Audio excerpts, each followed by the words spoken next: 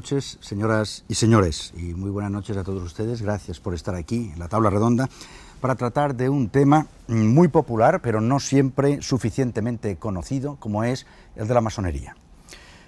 Afirma Francisco Espinar Lafuente en su libro Esquema filosófico de la masonería lo siguiente: la masonería es una institución iniciática. Su misión esencial es iluminar al hombre con la luz de la verdad, del conocimiento superior, para que cada individuo se construya a sí mismo a semejanza del gran arquitecto del universo.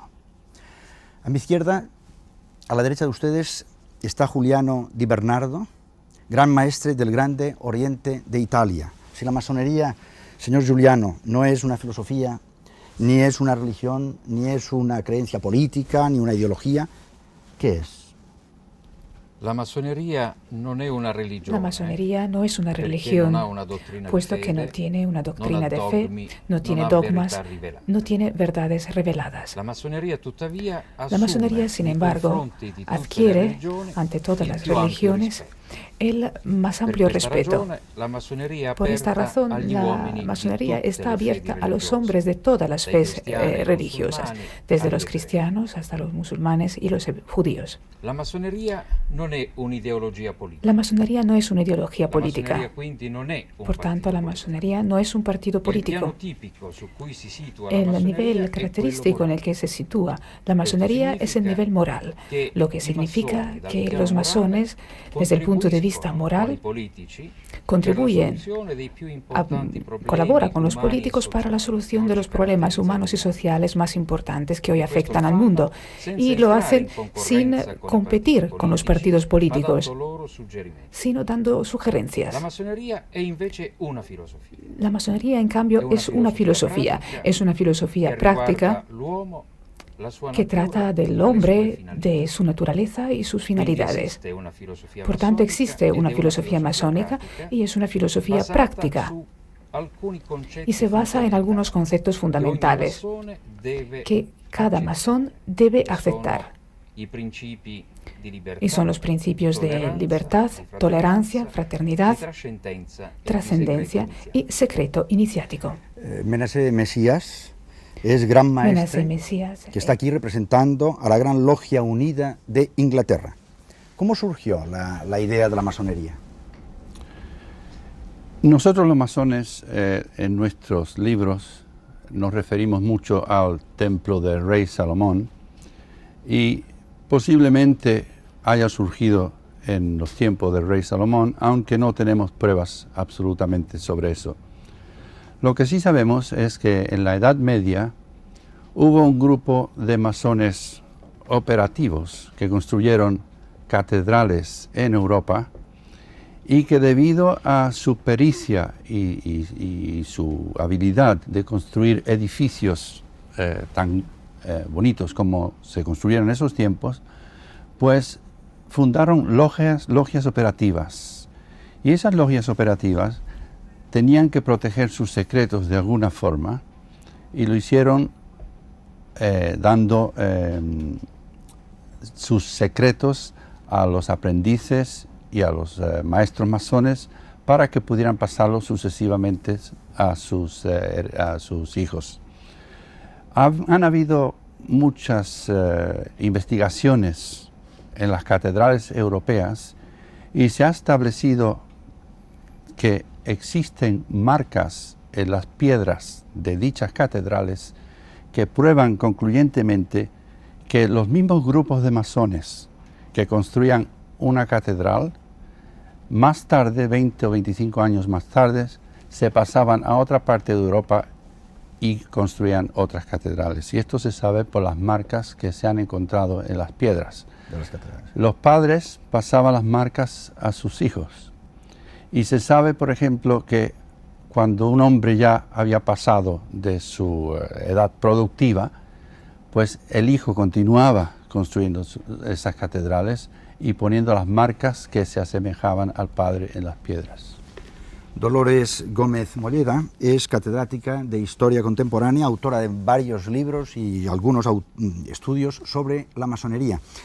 Influyó en los orígenes, estamos hablando de los orígenes de la masonería, influyó en esos orígenes la idea, o por lo menos el deseo de oponerse de alguna forma al absolutismo religioso o político? Bien, yo tendría que matizar un poco la respuesta. En primer lugar, hablar de la masonería en general para los historiadores es imperdonable. Siempre tenemos que hablar de esta masonería aquí, en este lugar. Habría, por tanto, que desmontar previamente el concepto de modo analítico. Pero yo me estoy dando cuenta, naturalmente, de que dispongo muy poco tiempo y, pidiendo perdón por la generalidad, utilizamos el término fenómeno masónico en general. Y que si surgen, pues, en contra con una idea de ir en contra del poder absoluto de la Iglesia, no. Yo pienso, sencillamente, que la masonería nace, la especulativa, me refiero, no la operativa del que ha hablado nuestro colega, la especulativa nace en un momento de cambio europeo, ese momento del que Paul Assar ha hablado, ¿no?, como crisis de la conciencia europea. Y surge en un momento haciendo como la institucionalización de unos valores nuevos. Y por tanto, de sí, esta institución que institucionaliza, perdón la redundancia, estos valores, tenía que encontrarse con todas unas instituciones y unos valores tradicionales. Entonces, sin que hubiera esa meta de la que usted ha planteado, el enfrentamiento entre dos mundos antagónicos tenía que plantearse. Y en efecto, a lo largo de la historia, la institución masónica se ha enfrentado con el poder civil y con el poder eclesiástico, con la institución eclesiástica. Pero por razones distintas. Yo me atrevería a matizar esto bastante. Con el poder, porque naturalmente el poder absolutista del antiguo régimen, dadas los nuevos valores que profesaba la institución, no entraban en las categorías de la masonería. Pero además, pienso que la institución nace no solo institucionalizando esos valores, sino que en momentos determinados se identifica con los ideales y las metas de una nueva clase que está surgiendo en el siglo XVIII, que es la clase media. Y esa clase media, sociológicamente, es una clase que no ha tenido poder, que no ha tenido retículas organizativas en el poder constituido absoluto, y normalmente a esa clase el poder, si esa clase está organizada como lo estaba, en una institución muy disciplinada, secreta y ciertamente numerosa, tenía que tener sus recelos hacia ahí. Y a lo largo de la historia se van enfrentando desde el momento en que el poder absoluto pasa constitucional menos, y desde que se presentan las dictaduras más. Sí. En relación con la Iglesia, también surge el enfrentamiento por razones más bien, primero también por razones de Estado, pero después también por razones religiosas y por unas políticas encontradas en relación con ese tema de la polémica ciencia-fe que se presenta en un determinado momento del siglo XIX, y con el apoyo que la institución masónica presta y apoya la idea laica. Bien, estos son unas reflexiones sobre la historia que nos ha hecho Dolores Gómez Molleda. Vamos ahora a preguntarle a Ricardo Noriega Salaverry, que es pasado o ex gran maestre de la Logia del Perú, secretario ejecutivo de la Confederación Masónica Interamericana. La pregunta ya es mucho más actual. ¿Para qué sirve la masonería? Es indudable de que estamos ante una orden, como lo ha explicado la profesora Dolores, a quien felicito, porque una mujer inteligente que estudie nuestra orden es de beneplácito para todos nosotros. Ella ha tocado un tema que es digno de relevarlo, el toque que usted preguntaba respecto a las relaciones Iglesia Católica con la masonería. Yo le voy a contar mi caso particular. En Perú, la gran mayoría somos católicos. Cuando en mi familia, sobre todo mi madre, se entera que iba a ingresar a la masonería, pensaba que íbamos a hacer una especie de contubernio con el diablo y que su hijo mayor iba a protagonizar ese contubernio. Acucioso, porque era un maestro el que me invitaba a la orden, comencé a profundizar este estudio. Y como este es un programa breve, también seré breve. En esta acuciosidad llegué a una conclusión: el porqué de este enfrentamiento totalmente injusto, diría yo. No por parte de la masonería, sino de la Iglesia Católica, sino por parte de la historia. Nosotros en América Latina teníamos un poder godo, un poder español, que que durante muchos años estuvo bajo un gobierno que representaba en cierto momento la antítesis a la tesis masónica de libertad, igualdad y fraternidad. El virrey, representante del rey, lanzaba sus edictos o resoluciones y tenía en la oreja a un obispo que le decía lo que tenía que firmar. Ello representó indudablemente, sean buenas o sean malas las decisiones, no quiero entrar en ese tema, la antítesis de la masonería a la tesis del poder virreinal gobernante en ese momento. Y a eso nos referimos, que en las logias lautarinas, en las logias masónicas, que explicaba el gran representante de la Gran Logia Unida de Inglaterra, se confabulaba contra ese poder injusto. Se hablaba en el secreto masónico de libertad, igualdad y fraternidad. Indudablemente tocábamos un terreno que era la antítesis a esa libertad. Enhorabuena, que ahora como católico le digo a mi madre, no hago pacto con el diablo. Ella está muy contenta de que siga siendo católico y masón. Como lo dijo el gran maestro del Gran Oriente de Italia, no somos una religión. Nos damos el abrazo fraterno todos los que creemos en un ser supremo y en la inmortalidad del alma. Y ahora, en breves palabras, ¿para qué sirve? Sirve para eso, para esclarecer lo que nosotros tenemos como motivación básica, el dominio moral sobre sí mismo. Ese dominio moral sobre lo que representa el estudio filosófico de esta orden de constructores antiguos y ahora de libertarios modernos. Y ahora, más datos sobre la historia de la masonería. La masonería actual tiene sus orígenes en la masonería operativa, integrada por los gremios de constructores que en la Edad Media fueron los que edificaron las catedrales que hoy vemos en toda Europa.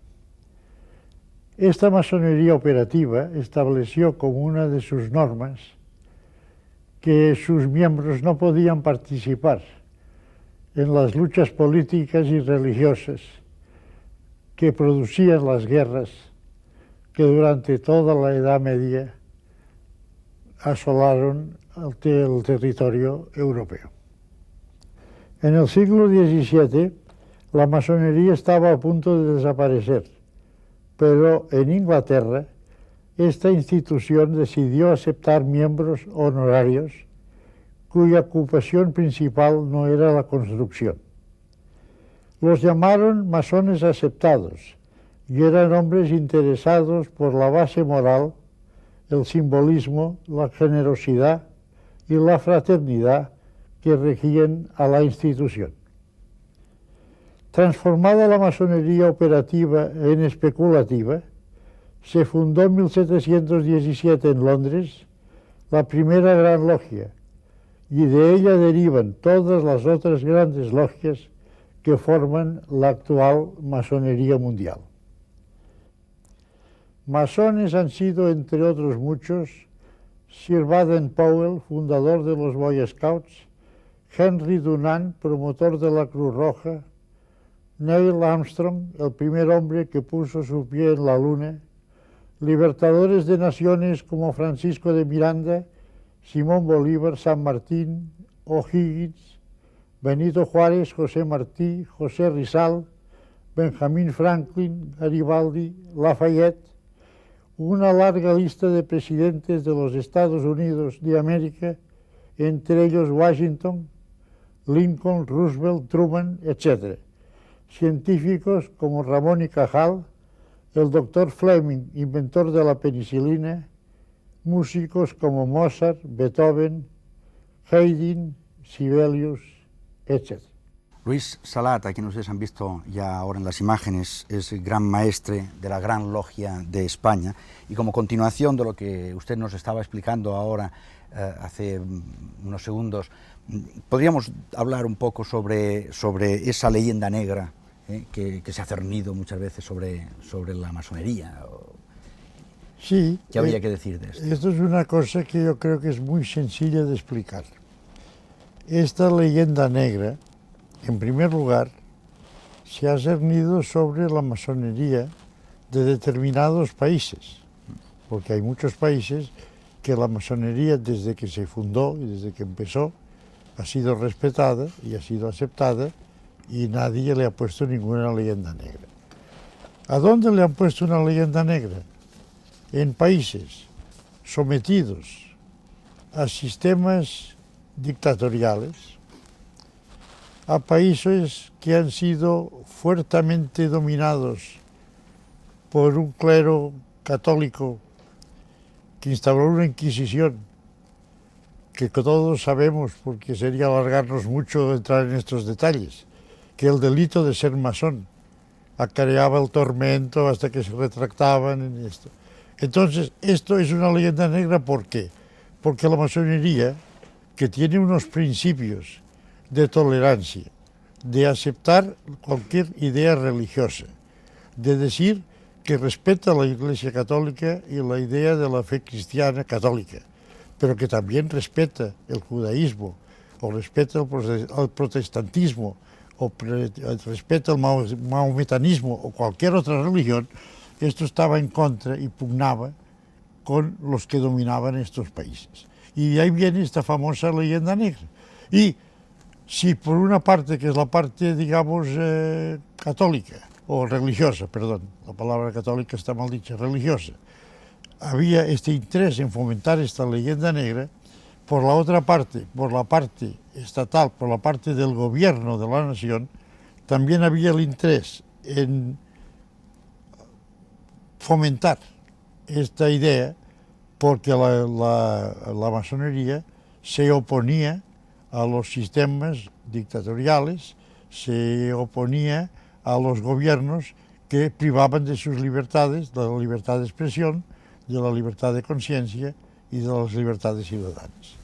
Dolores Gómez Molleda, las constituciones de la masonería, tengo entendido, prohíbe a los masones hablar de religión y de política entre ellos y tal, en las tenidas o en tal. Sin embargo, como historiadora, ¿usted cree que ellos se han mantenido siempre al margen de la política?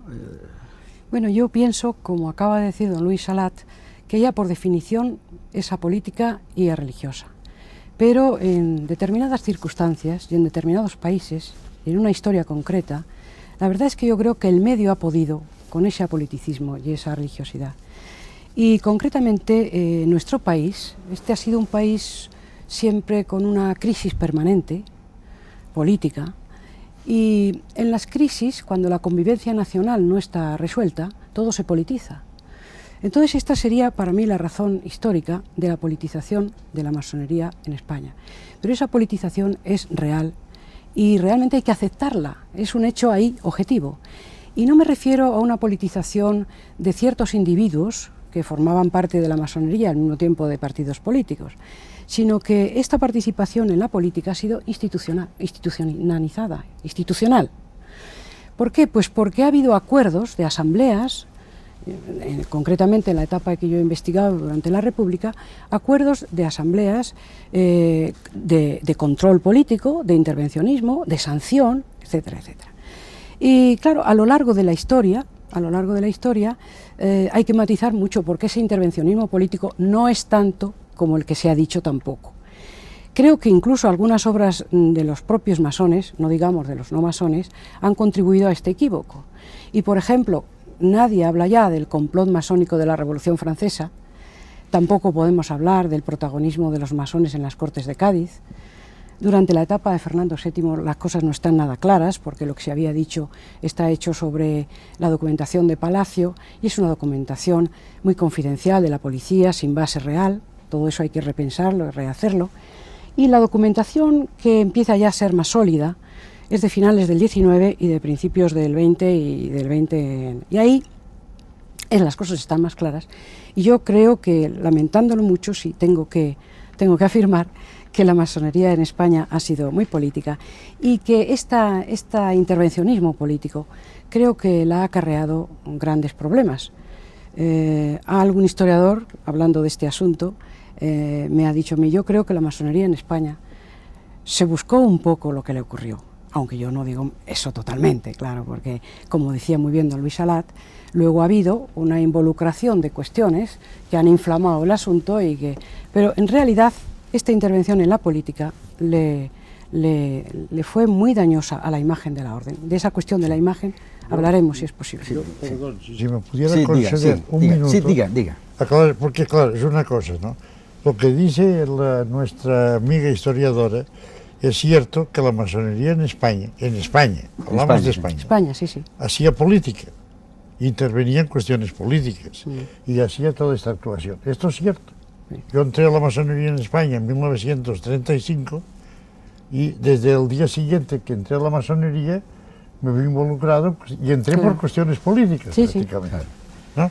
Pero esto es el caso particular. Claro. Pero esto tiene como que hay que hacer ver que por este motivo nunca hasta la época actual en España la masonería había tenido el reconocimiento universal porque precisamente fallaba en una cosa que la masonería no está de acuerdo, que es en meterse en cuestiones políticas y religiosas. Y por esto estaba excluida. Vamos a escuchar ahora la voz de Ricardo Noriega, que es una voz que llega de América, de América hispana, ¿no? Y cuál es su opinión acerca de lo que estamos precisamente en estos momentos hablando. Claro, respecto a lo de la política, yo creo que debemos dejar delimitado que por norma, por principio, por programa, la masonería como institución no interviene en política. Casos atípicos, singulares como los que se han explicado ahora, ameritan una parte. ¿Qué sucede en América? En lo que es la masonería moderna. Porque indudablemente San Martín, O'Higgins, Bolívar, como veíamos en el vídeo, al complotar contra un statu quo totalmente injusto, hacían política de libertad. A nosotros nos toca, en mi calidad de gran secretario ejecutivo de la Confederación Masónica Interamericana, coordinar la masonería de 57 grandes logias, 21 países desde México hasta Chile y Argentina. Entonces, vaya la interpretación si esto es política. Nos enteramos que por razones de sus ideas, en Cuba, desde hace más de 20 años, habían 16 hermanos masones presos. Ojo que yo no quiero hacer ninguna disquisición de tipo política, pero por razones de sus ideas. Solicitamos al presidente Fidel Castro su libertad. Y no hubo una negociación porque no había nada que negociar, no había un toma y daca. Era una solicitud fraternal y humanista. Y afortunadamente ahora los tenemos libres. Se puede llamar política a otra actividad que desarrollamos, sobre todo en la Gran Logia del Perú, el Plan Masónico Regional. Somos países que requieren de estos supuestos líderes masones, porque así nos determina la Constitución, que tenemos que ser líderes en nuestra sociedad, el hecho de ayudar a estos pueblos que tanto y tanto requieren de la ayuda, porque el Estado no es suficientemente capaz. Entonces este plan masónico trabaja en 3 aspectos: salud, educación y alimentación, con éxito relevante. Otro proyecto, vayamos también a interpretar si es político, la Asociación Juvenil Masónica Interamericana, la integración de los hijos de masones a nivel interamericano. Y lo último, el proyecto masónico interamericano. Si bien es cierto, la masonería como institución está vedada de ser política, pero no podemos negar que la inquietud de esta orden es preparar a sus hombres para que intervengan en diferentes esferas según su capacidad para hacer política. No es la masonería, sino es el masón individual que la realiza. Giuliano Di Bernardo, si los masones, como reiteradamente se afirma, no son un grupo de presión, ¿cómo realmente quieren cambiar la sociedad? ¿Solamente con esas fórmulas que acabamos de escuchar ahora? La masonería no es un grupo de presión. La masonería no es un grupo de presión. Si en el pasado la masonería se ocupó de política, es porque aún no existían los partidos políticos tal como los concebimos hoy. Por tanto, se ha asumido la carga de actuar a nivel social para solucionar problemas, incluso políticos. Hoy que existen los partidos políticos y que desempeñan bien sus tareas sociales, la masonería por fin puede volver a ocuparse del plano moral e iniciático. Pero ¿de qué forma la masonería contribuye hoy para el cambio de la sociedad y del mundo? En primer lugar, tal como dije anteriormente, la masonería es una concepción del hombre.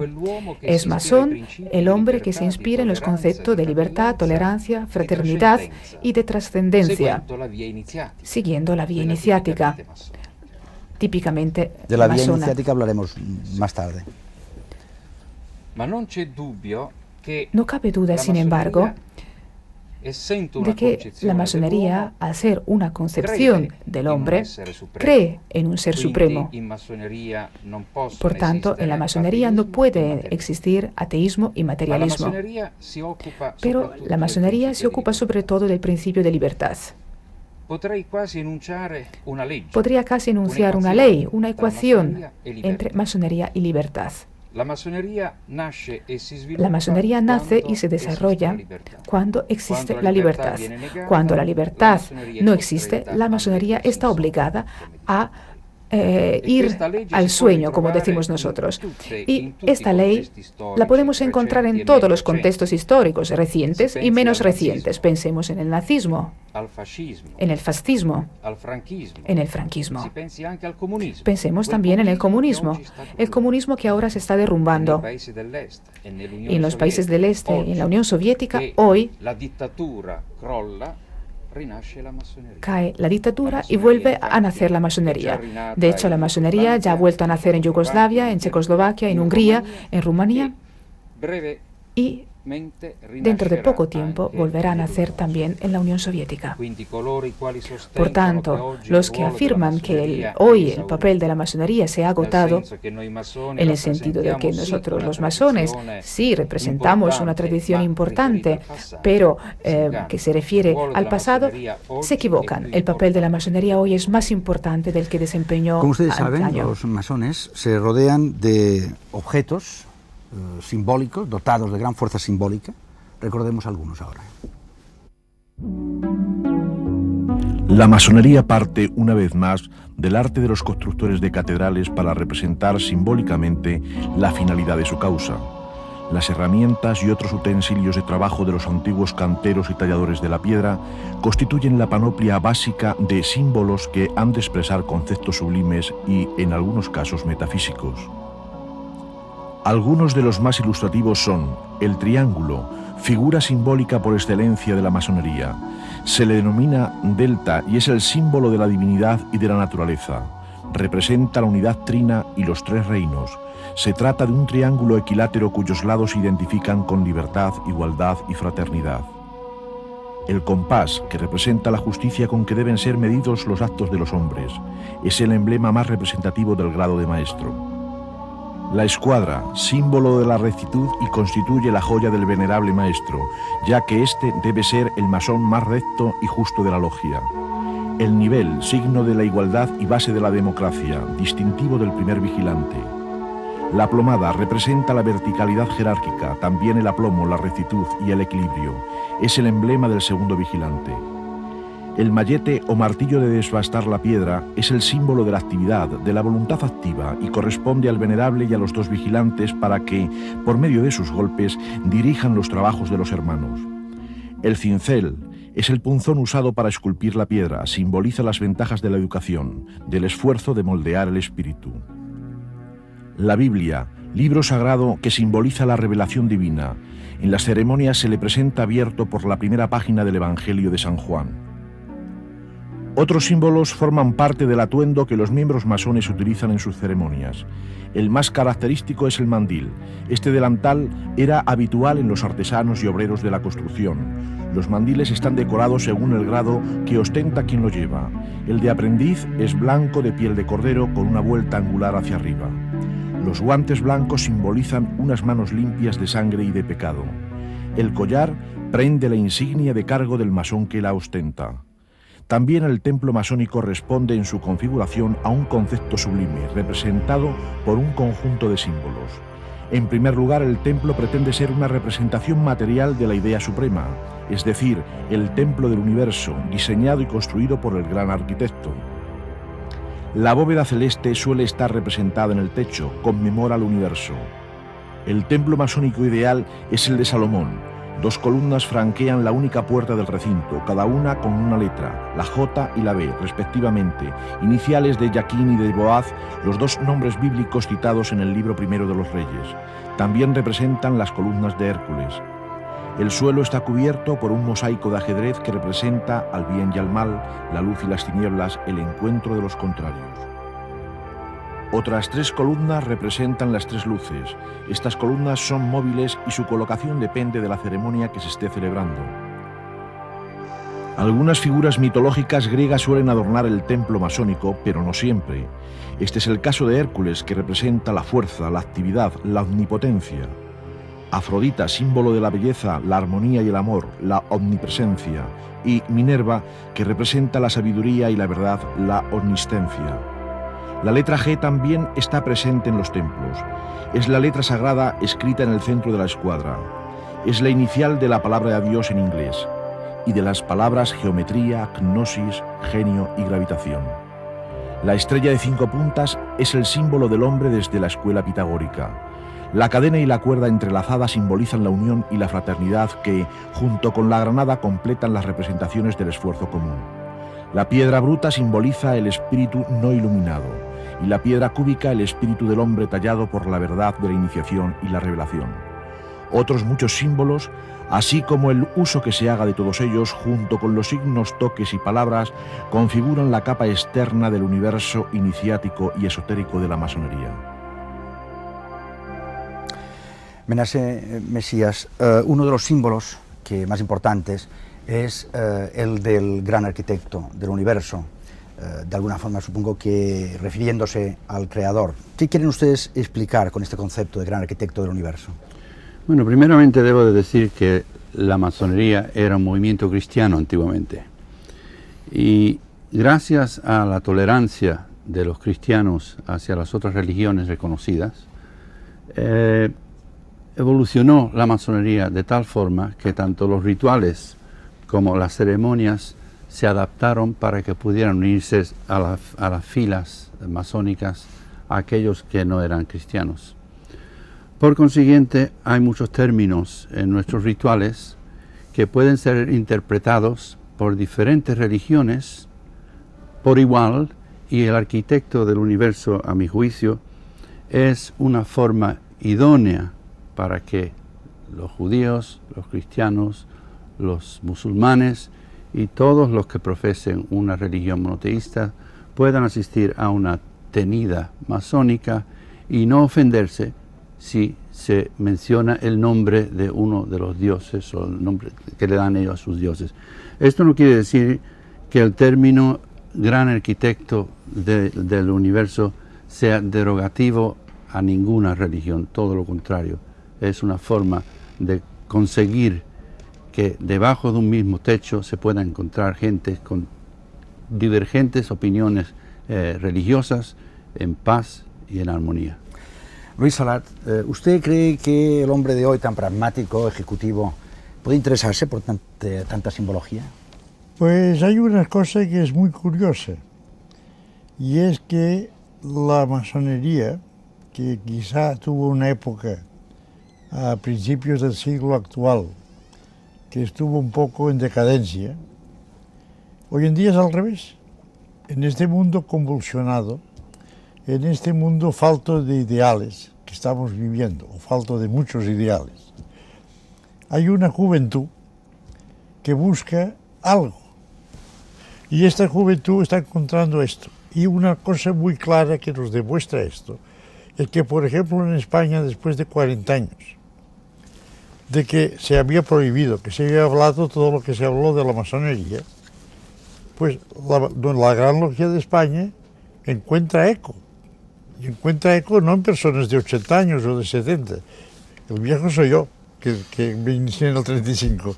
Pero lo que vienen son personas prácticamente recién graduados, muchos de ellos, que buscan un ideal en la vida. Porque en este mundo materialista, egoísta, en que no hay ideales, se ha perdido mucho en muchos. La fe religiosa o la cuestión esta espiritual buscan algo. Y es lo que estábamos hablando, por ejemplo, de los países del este. Los países del este, pues, están surgiendo una masonería. En Alemania, después de Hitler, ha surgido una masonería mucho más fuerte que la que había antes de Hitler. Y no sé, hay encuentran algo, es un ideal que la sociedad actual, la juventud actual sobre todo, se encuentra bien en la masonería porque encuentra que va a un sitio donde hay unos intereses de hacer beneficio a la humanidad, de tolerarse, de no meterse en estas luchas de cabezas rapadas y del otro y del no sé qué, sino, y tiene una gran acogida la masonería. Sí, sí. Ricardo Noriega, y sin embargo, ¿por qué se continúa llamando o se desea que se les llame como una sociedad secreta? Yo le voy a decir por qué, y le voy a decir el secreto. El secreto es que no tenemos secreto. Y eso es definitivo. A usted he tenido el gusto de conocerlo recién, porque hoy día llegué de Perú. Y como decía este filósofo Krausen de hace 200 años, joven masón alemán, que quiso, bajo una utopía sentimental y romántica, crear la alianza de la humanidad, tú eres hermano mío, masón o no masón, porque nosotros, y he ahí también el secreto, un secreto que viene a ser un grito a voces, es que aquellas fronteras por la cual nos matamos y por la cual defendemos, son solamente cuestiones oficiales y oficiosas. A nosotros no nos interesa el color de la piel, la forma de los ojos, el idioma. Esta alianza de la humanidad es darte un abrazo porque somos hermanos. Y ahora, hay del que piense que es secreta. En mi condición de gran maestro de masones del Perú y secretario ejecutivo de la Confederación Masónica, he estado en la OEA, Organización de Estados Americanos, viendo un poco con admiración, por no decir con un poco de temor, el hecho como nuestros políticos hablan de paz, de fraternidad, se dan grandes abrazos, pero esto parece una obra teatral o neodramática, porque cada uno se va a nuestros países y alimenta todo el armamentismo y lo demás es cuento de calleja, o como dicen acá en España, el cantamañanas. Y el masón no. En nuestra expresión, ahí en la OEA, como lo hemos hecho en la ONU, en la Organización de Naciones Unidas, lo hemos hecho acá en Estrasburgo, en la Comunidad Europea, lo hemos hecho en la UNESCO. Hemos dicho que sea la paz, la solidaridad, la fraternidad, lo que reine, y no sea, como decía el gran maestro Salat o el gran maestro Di Bernardo, el hedonismo, el exceso, el cantamañanas, el decir una cosa y hacer lo contrario. He ahí, querido amigo, el secreto de nuestra orden. Sí. Hace unos instantes, Giuliano Di Bernardo estaba acercándonos ya a la idea de la iniciación. Se ha comentado ya también por parte de Luis Salat que él fue iniciado hace muchísimos años. Hay iniciación en las logias masónicas y con esas imágenes queremos nosotros acercarnos a ella. Son imágenes de una producción de televisión española que ustedes recordarán, se llamaba El Olivar de Atocha. Recordémoslas. Caballero, ¿van a empezar las ceremonias de vuestra admisión en la orden francmasónica, accediendo a vuestra espontánea petición? Si en cualquier momento os arrepentís del paso que vais a dar, servíos indicármelo y saldréis de este recinto sin que podáis ser molestado y sin obstáculos de ningún género.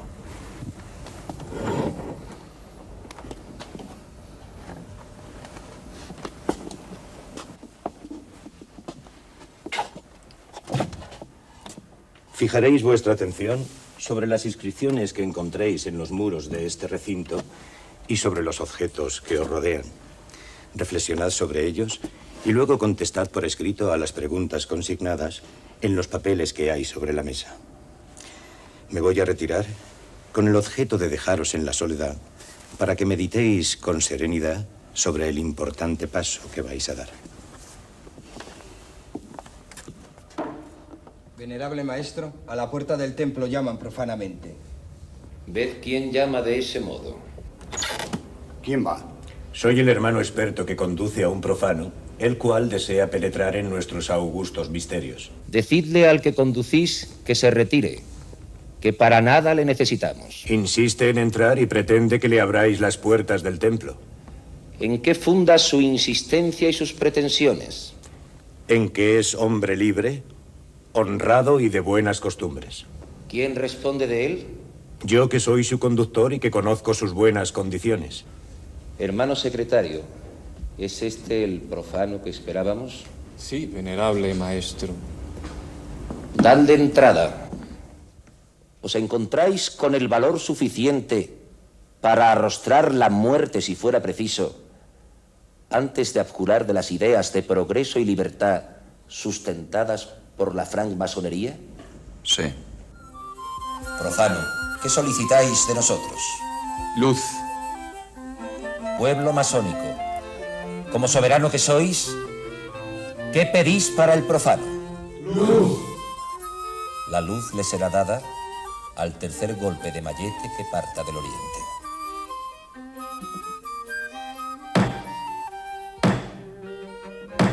Estas espadas que os apuntan os anuncian que si traicionáis vuestro juramento, no escaparéis al oprobio de todos los masones extendidos por la superficie de la tierra. Pero también os anuncio que si os mantenéis fiel a vuestros principios, todos volarán en vuestra ayuda en caso de peligro. Hermanos, retirad las espadas. ¿Os ratificáis en la promesa que antes os he leído? Me ratifico. Si así lo hacéis, que el gran arquitecto del universo y la orden os lo premien. Y si no, os lo demanden. Formemos la cadena de unión.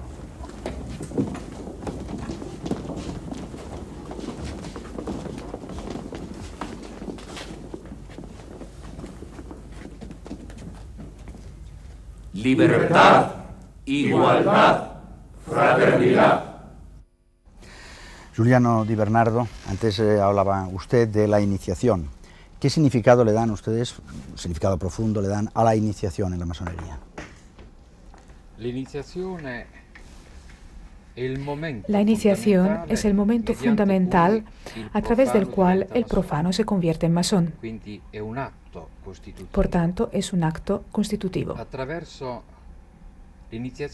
través de la iniciación, el profano adquiere una nueva dimensión, que es precisamente la dimensión masónica. Una dimensión que nunca podrá rechazar. Si un día no comparte ya los principios de la masonería, puede entrar en el sueño, pero seguirá siendo masón y lo seguirá siendo hasta su muerte. Por tanto, la iniciación en la masonería puede corresponder al bautizo en la religión cristiana. Se adquiere una calidad que solo la muerte puede quitar. Por tanto, es muy importante el acto de la iniciación. El profano se convierte en masón y desde ese momento empieza a recorrer junto con otros masones y según modalidades iniciáticas basadas en símbolos, rituales, secretos, pero los secretos se refieren a los toques, las palabras, los signos, el camino que lleva a su perfeccionamiento. ¿Por qué el trabajo masónico se desarrolla dentro del templo? Porque solo dentro del templo se puede adquirir aquel estado de sabiduría al que tiende la masonería. Pero el masón, una vez que se ha hecho más sabio, más bueno y más justo, debe ocuparse de la humanidad. El trabajo dentro del templo es la condición esencial para poder ayudar a los otros hombres, incluso a los no masones. Esta es la tarea fundamental de la masonería. A través de la iniciación, el masón se vuelve cada vez más perfecto y una vez alcanzada la perfección, pone a disposición de la humanidad entera su estado de sabiduría. Menace Mesías, ¿por qué ustedes afirman que en la masonería, hemos hablado ahora ya de la iniciación, es una fuente de formación del hombre? Bueno, primeramente debo de matizar que el objeto de la masonería no es el transformar hombres malos en hombres buenos, sino en convertir a los hombres buenos en hombres mejores.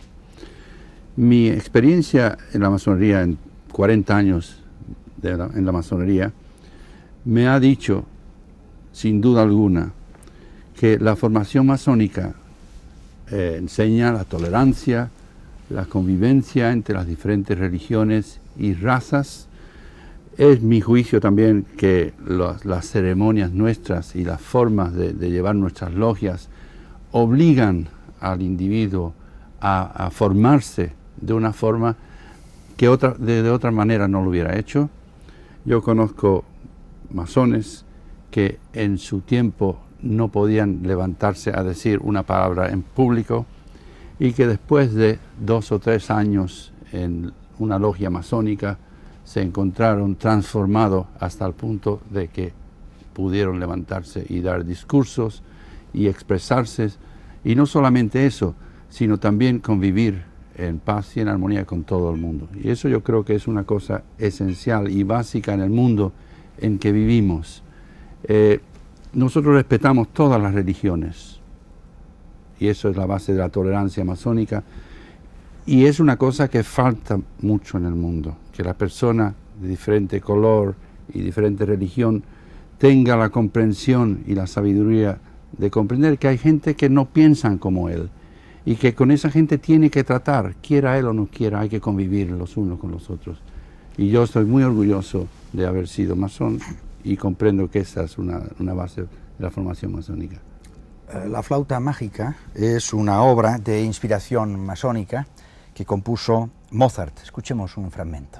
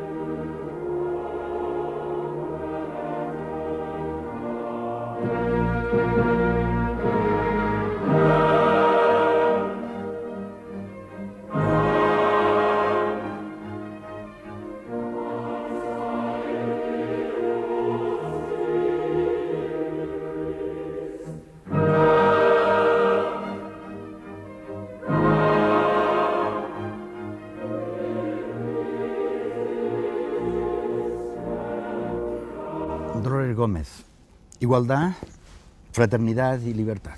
3 grandes principios y 3 grandes conceptos. ¿Se pueden entender las grandes revoluciones europeas y americanas sin los masones? Bueno, yo, de modo general, y sí, también pidiendo perdón por esta generalidad, creo que ese elemento mesocrático del que aludí al principio, que era el protagonista de las revoluciones burguesas, utilizó a la institución masónica en determinados países, España, Francia, Italia, bien lo sabemos los que estamos aquí, como instrumento. Y la utilizó, perdona que te contradiga, porque precisamente era una sociedad secreta con la que podía contar para organizarse de modo un poco clandestino. Y aunque en cada país habría que matizar la intervención de la masonería, yo puedo decir de modo general una idea que me parece que es aceptable para todos. Y es que la utilizaron sobre todo como lugar de encuentro, como lugar de sociabilidad, y precisamente en España como contrapunto de ese espíritu individualista, excesivamente individualista, que tenemos los españoles. En la época romántica actuó así. Y voy a terminar solamente con una idea que yo quería dar aquí. Precisamente, apoyándose en este intervencionismo en las revoluciones, se ha construido en España una imagen de la masonería que por razones científicas y por razones éticas creo que los historiadores estamos obligados a disipar. Hay que cambiar la memoria colectiva sobre la masonería por una historia verdaderamente científica. Lo que no quiere decir que desterremos, por supuesto, porque nadie puede aceptarlo ya, la idea del contubernio judeo-masónico comunista, y que pasemos a hacer un estudio de la masonería inocente por completo. Creo que eso tampoco puede ser. Pero sí podemos hacer una historia simplemente, con un buen método, y saber que la historia de la masonería, bien hecha, hablará por ella misma. No hace falta hacer ni apologías, ni denuncias, ni detracciones. Y esta sería la meta, yo creo, en la que estamos hoy los historiadores comprometidos con el tema. Muy bien, Luis Salat, hace unos momentos estaba usted hablando de un mundo falto de ideales. Un mundo cambiante, en crisis, no solamente faltan ideales, faltan ideologías, está confuso en estos momentos. ¿Tiene futuro la masonería? Yo creo que tiene mucho futuro. La masonería tiene mucho futuro porque sus ideas se van imponiendo, pero falta mucho para que se impongan a nivel universal. Es decir, todas estas cosas que hoy en día nos parecen normales, como puede ser una comunidad europea, todas estas cosas en definitiva no son más que principios masónicos, que es coordinar, como decía el hermano Masías, las personas de diversas nacionalidades, de diversas creencias religiosas, de diversas razas, a entenderse, que deben entenderse, que son hermanos y que deben trabajar por una cosa que es muy sencilla, por el bien de la humanidad. Y esto tiene mucho futuro. Yo creo que la masonería que vivimos en estos momentos es la masonería que, digamos, yo podría decir, comparándole con el ser humano que ahora está tal vez en su adolescencia. De aquí 500 años es cuando será fuerte la masonería. Falta mucho, lo ha dicho Luis Salat, mucho para la igualdad, la fraternidad y para la libertad. Ojalá llegue ese día. Buenas noches, les esperamos el próximo sábado en la Tabla Redonda.